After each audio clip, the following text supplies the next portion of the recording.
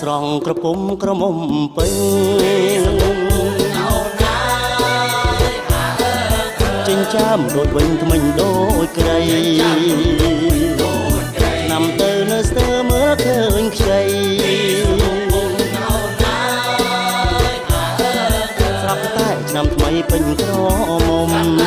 ឃើញអូនជាហូលបងចូលចិត្តសងផ្លុំដូចផ្លិតសិនត្រសុំបើចាប់មករំចំរកខ្ញុំ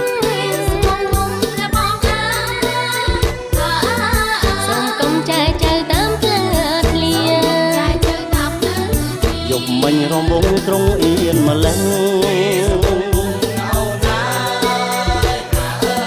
ស្រាប់តែថ្ងៃនេះហ៊ានសន្ទនា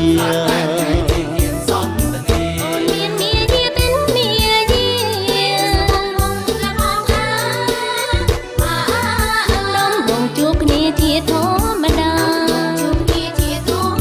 ក្រមុំស្រុកស្រែខ្មែរនៅក្មេមកអៀនហ៊ានលេងល្បែងដូនតាចោលឈងទៀនប្រទេវត្ត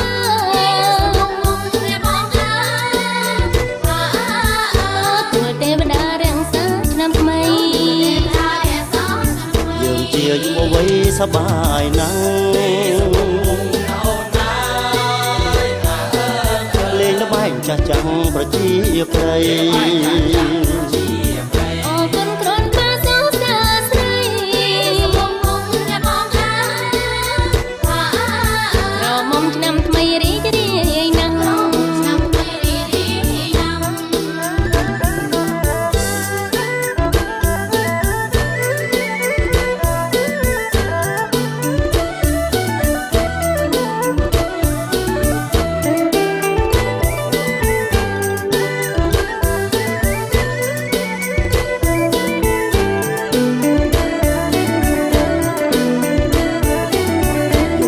រំវងត្រង់អៀនម្លេះ